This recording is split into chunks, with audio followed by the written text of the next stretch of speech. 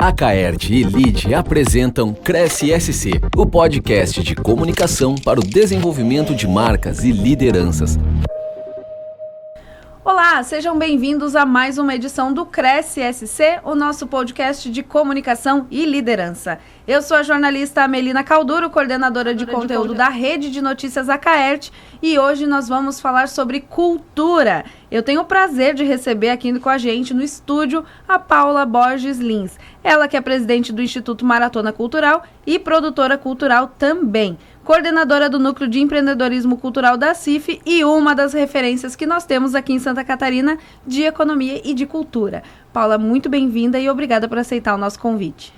Eu que agradeço, é uma alegria estar conversando com vocês sobre um tema que eu adoro, que é cultura, desenvolvimento econômico e a importância da arte, né, no desenvolvimento das cidades. Aproveitando, Paula, a tua formação é em artes cênicas e em psicologia. Como é que foi esse teu caminho todo para chegar até a cultura? Foi um longo caminho, né? Esse ano está fazendo 20 anos que eu sou formada em artes cênicas. Eu tranquei a faculdade de psicologia na 7ª fase, porque na época eu pretendia voltar, né? Fazer os dois, enfim, conseguir ter as duas graduações. Mas logo em seguida eu fiz a minha pós em gestão cultural e aí não consegui voltar para a psicologia porque o caminho da cultura foi me levando para onde eu desejava atuar. Ainda que a faculdade de psicologia tenha sido super importante para o meu desenvolvimento pessoal e profissional, porque no fim das contas a gente lida com pessoas, né? Então, cada evento, cada projeto, cada circulação, né, que a gente faz, a gente está lidando com pessoas. Então, a faculdade foi super importante por isso. E também tem a questão da cultura e da arte despertarem as emoções, né? Uma coisa é muito ligada com a outra. Exatamente, elas são intrinsecamente ligadas e a cultura tem esse poder, né? Eu falei aqui do desenvolvimento econômico, do desenvolvimento das cidades, mas ele pode trabalhar e deve trabalhar o desenvolvimento do ser humano, né? Enquanto artista, claro, cada um vai se expressar da forma que melhor lhe convir, mas tem o desenvolvimento das pessoas no público, né? O que toca, o que não toca, isso é super importante, poder se expressar através da arte. Conta um pouquinho pra gente como é que foi o teu começo até essa trajetória toda de chegares a ser uma gestora cultural. Como é que foi toda essa questão? No início da carreira, assim, eu já pensava em ser produtora cultural, né? No finalzinho da faculdade, nas disciplinas de ética, produção cultural, eu já não me satisfazia em estar atuando, assim, não era o que eu desejava. Eu gostava de organizar. Então, eu queria organizar, planejar e executar o que o público, de alguma maneira, ia assistir. Ainda que naquele momento acadêmico, o público eram os próprios colegas de faculdade, né? Então, a gente organizava para outra fase assistir a gente, enfim. Então, começou assim, muito intuitivo, né?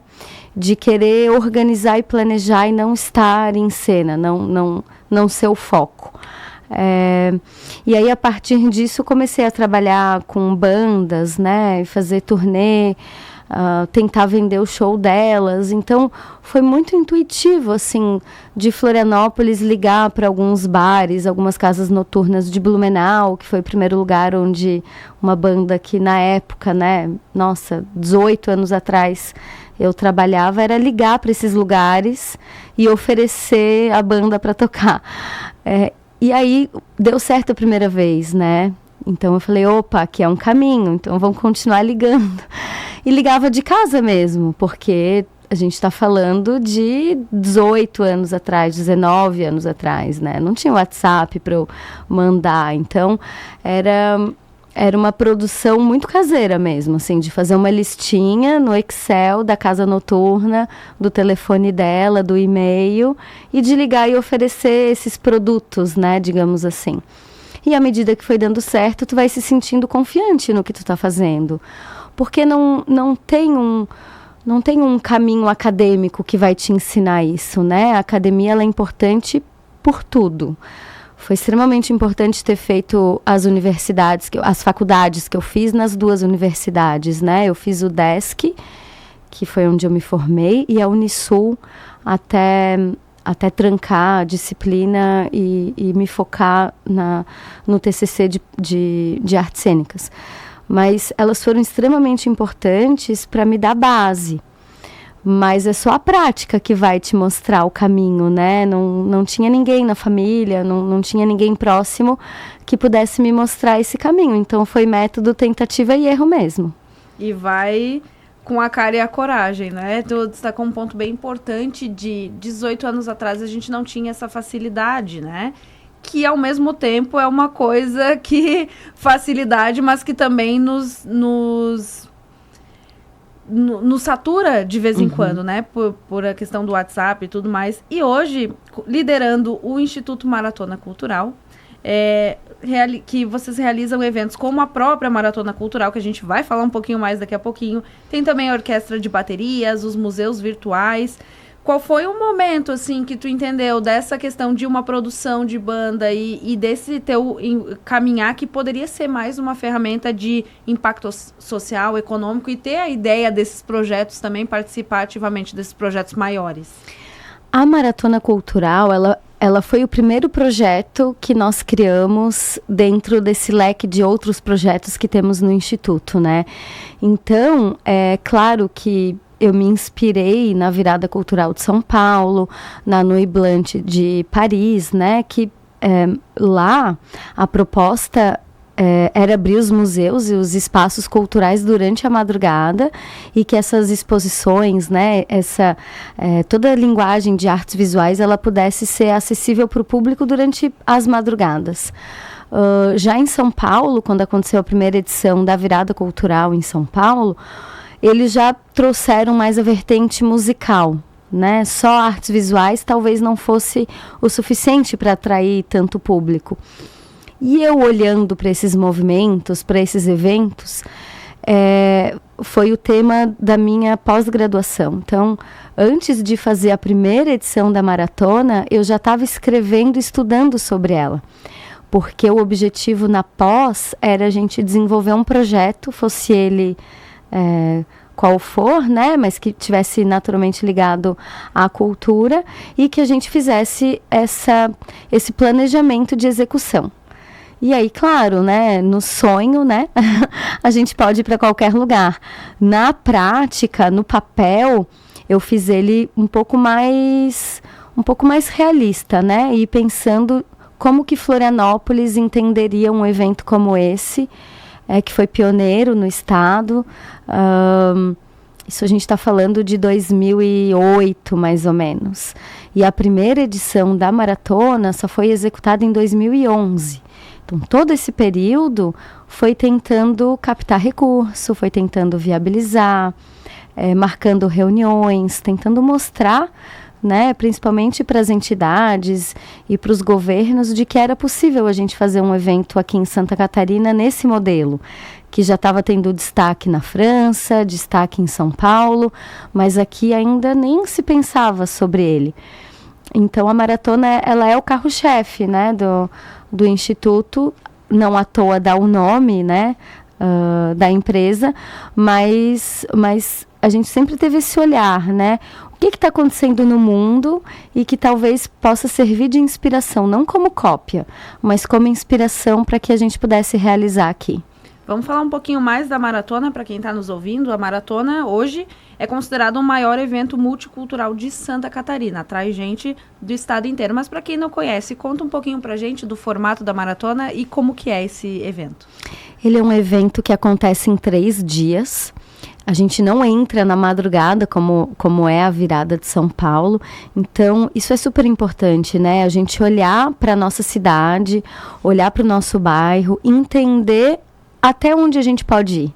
Entender o que é possível realizar dentro das condições e da geografia que a nossa cidade oferece.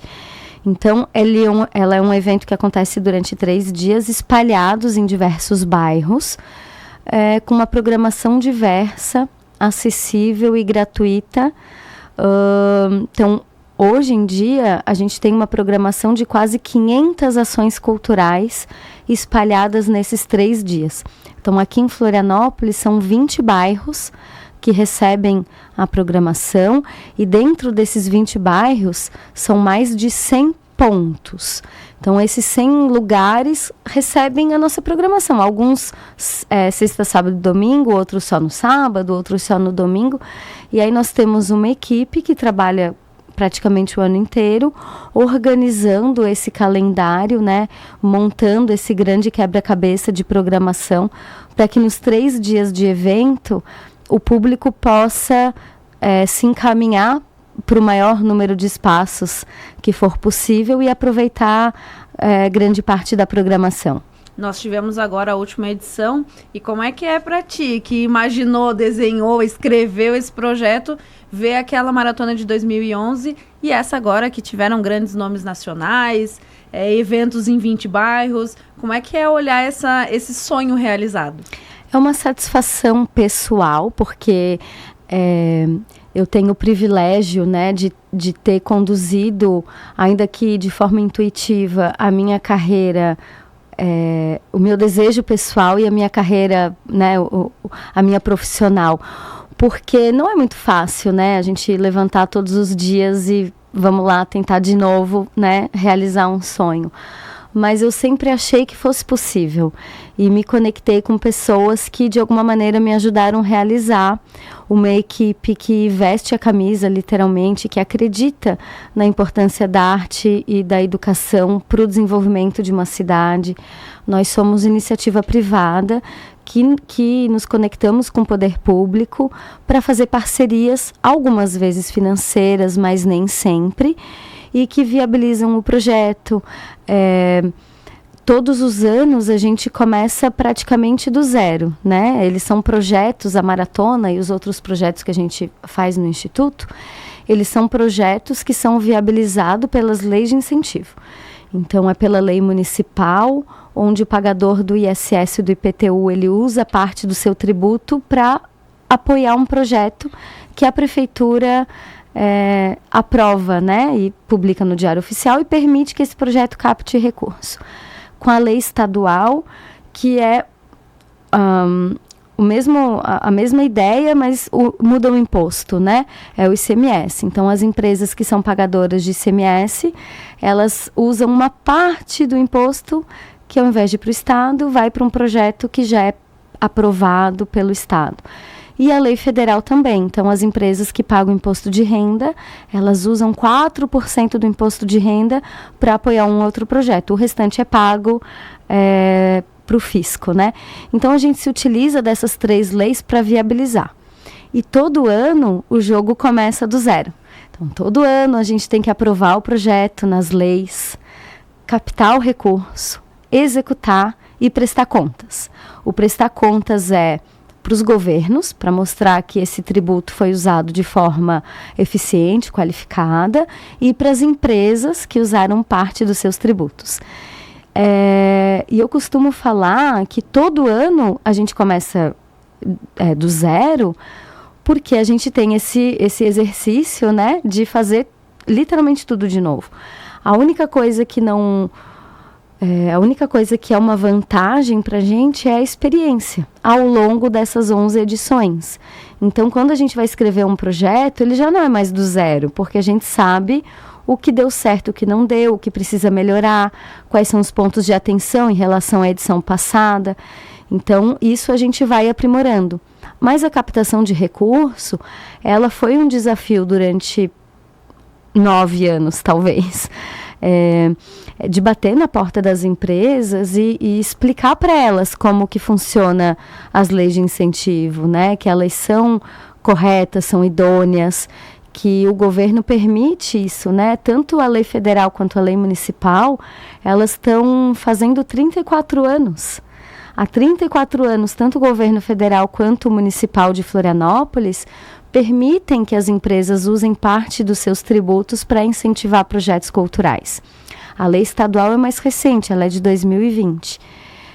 Então, a gente tem esse desafio que eu particularmente adoro, que é bater na porta das empresas e mostrar para ela o resultado, né? De que é possível a gente tirar esse sonho do papel e que a gente precisa dessas empresas, dos tributos delas, para poder viabilizar esse tipo de projeto que hoje é o maior evento multicultural de Santa Catarina. É muito legal te ouvir falar, porque na minha cabeça o tempo inteiro vem o link com aquela Paula que vendia as bandas de uma forma mais aprimorada com o passar do tempo, né? E como é que é para ti essa questão da liderança?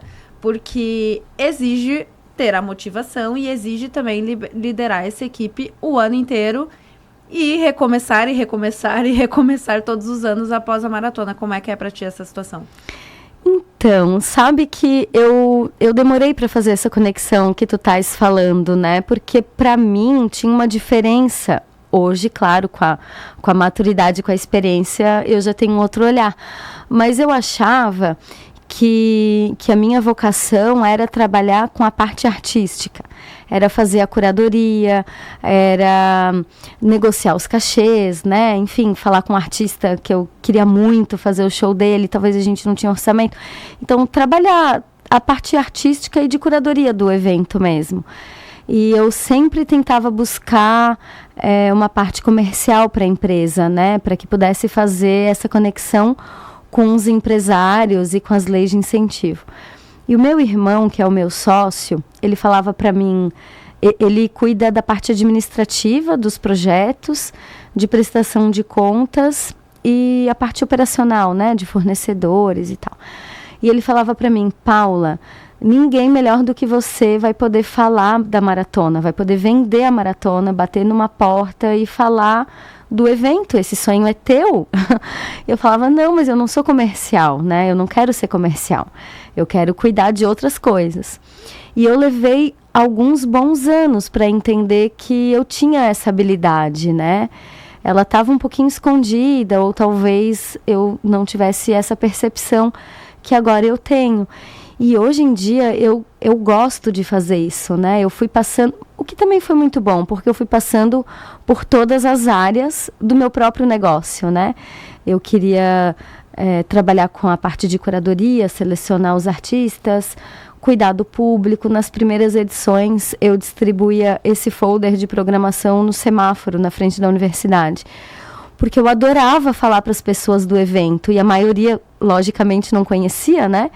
E aí eu tentava ficar ali naqueles segundos do sinal fechado, dizer para elas o quanto era importante, que era um evento muito legal e que elas deviam estar se organizando para ir assistir, que tinha teatro, música, dança, artes visuais. Então talvez isso tenha sido um treino também, né, para em pouco tempo tentar convencer as pessoas de irem ao evento. E eu adorava a primeira, segunda, terceira, quarta edição. Eu pegava esse material impresso e eu ia para o semáforo distribuir. E com muito orgulho disso, né? De falar com as pessoas e de fazer formação de público, sabe? De fazer com que o público, ainda que fosse ali alguns carros por vez, ter esse desafio da gente alcançar o maior número de público possível em cada edição. E isso só acontece falando com as pessoas, né? Ainda que a gente tenha muita mídia em TV, rádio, jornal, eu acho que o falar com as pessoas ainda é o que vai convencendo, né? Porque quem me ouviu ali falando vai chegar em casa com um materialzinho, vai falar para sua família, se tiver filho, vai se interessar para a programação, porque a gente tem uma programação infantil muito legal, muito qualificada. Então, eu tenho a sensação de que é falando com as pessoas que a gente foi criando esse grande público, né? Hoje a maratona, essa última edição, a gente teve 200 mil pessoas circulando pelo evento. É claro que isso é resultado de mídia, né? TV, rádio, outdoor, é resultado de mídia. Mas eu tenho certeza de que o impacto também é de uma pessoa falando para outra, sabe? De a cada ano falando, olha, eu fui no show do Gilberto Gil em 2022, 2023 nós anunciamos a Maria Rita, anunciamos Pitty. E esse número ele foi intensificando, né? Quando a gente anunciou Paralamas, foi assim, muita gente querendo ir, assim. Então, o número de seguidores foi aumentando consideravelmente. Então, isso não deixa de ser, a gente está falando com essas pessoas, né? Direcionando para o nosso público, que é a cidade como um todo. e resultando também de quem vai num ano volta no outro e conhece mais um pouquinho. É muito legal e eu queria falar também sobre outro projeto de vocês, que é a Orquestra de Baterias, que hoje já é também um dos maiores da América, né, das Américas, e é transformando um espaço urbano com música. Para quem não conhece o projeto, a Orquestra de Baterias acontece aqui em Florianópolis, na frente da Catedral, um dos pontos principais da cidade, e reúne bateristas amadores e profissionais de todo o Brasil. Conta um pouquinho mais para a gente desse projeto. A Orquestra de Baterias, eu sempre falo, é meu projeto preferido, porque todos eles despertam na gente um carinho e a gente percebe a evolução ao longo dos anos, né? A Orquestra de Baterias, ela nasceu dentro da Maratona Cultural de 2013 e a gente realizava na frente da Catedral até o ano passado. Mas tinha tanta gente que se confundia, né, com os bateristas. A gente já chegou a ter mais de 500 bateristas tocando ao mesmo tempo. E é por isso que temos esse título de maior das Américas.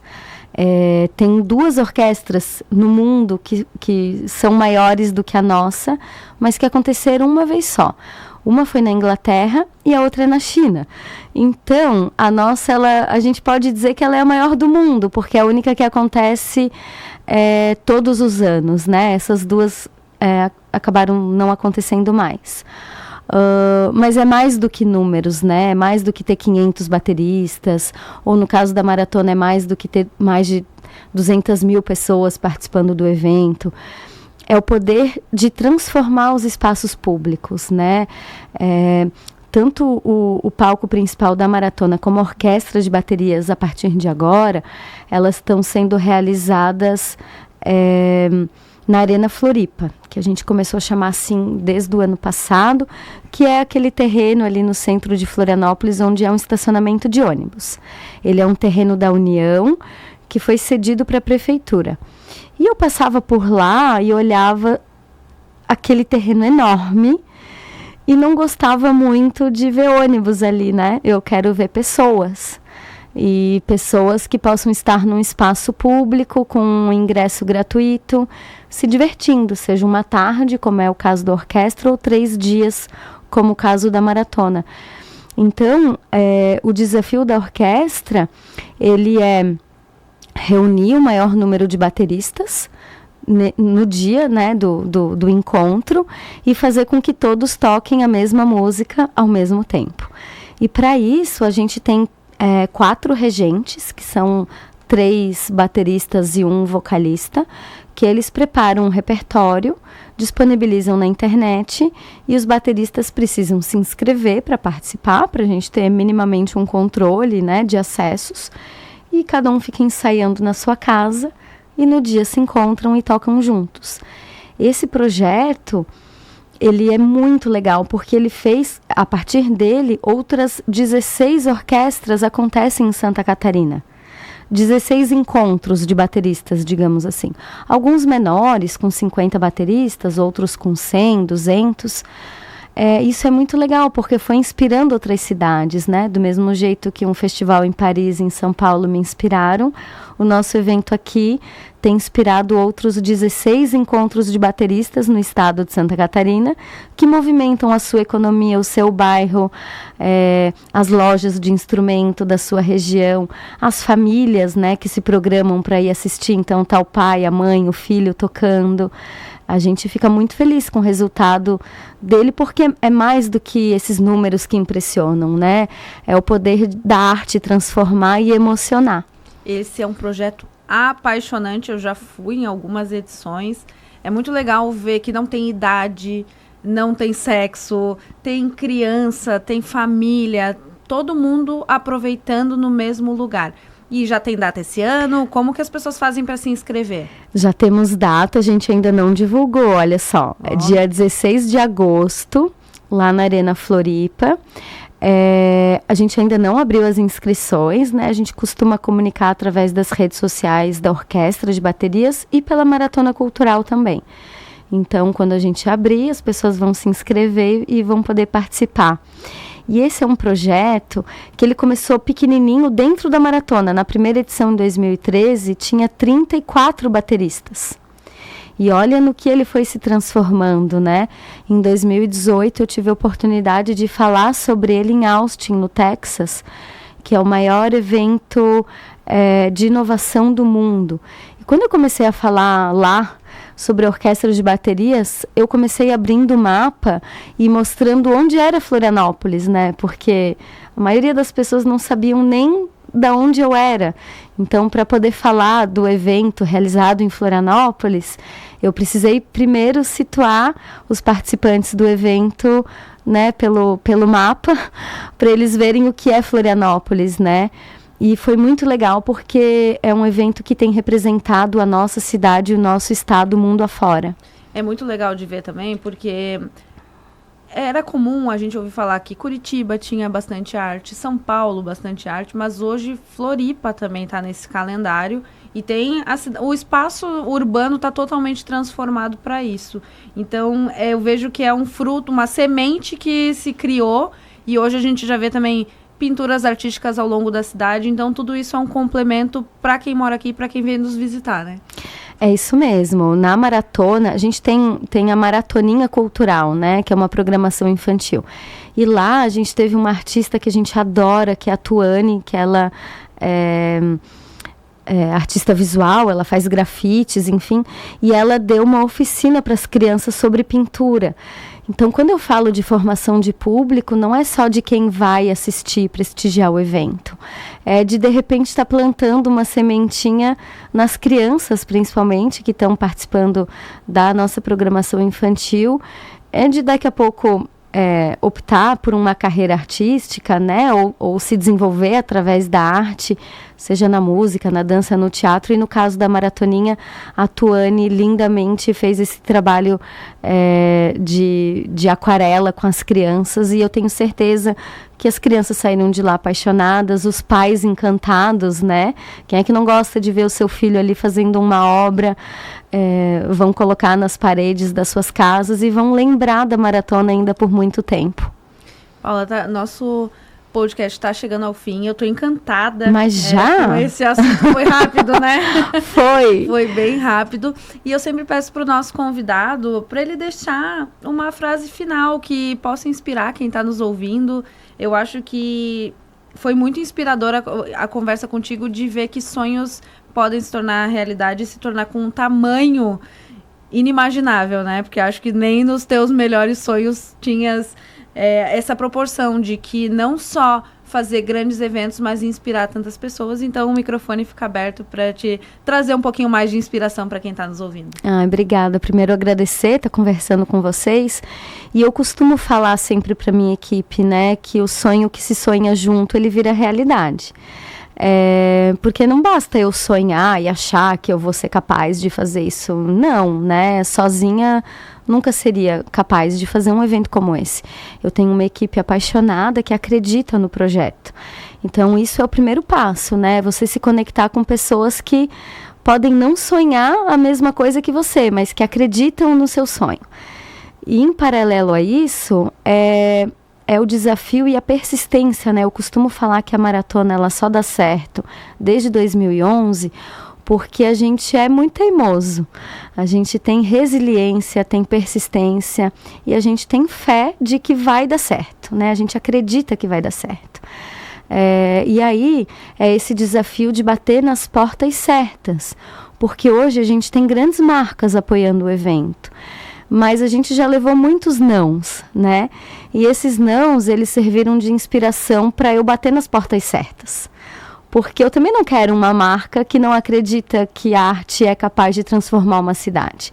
E as marcas que se conectam com a gente, elas acreditam, elas têm certeza da importância das leis de incentivo e do quanto a arte, a cultura e a educação ela é capaz de todo esse desenvolvimento, seja ele econômico, social, emotivo, né? E a gente vê isso no dia a dia dos eventos.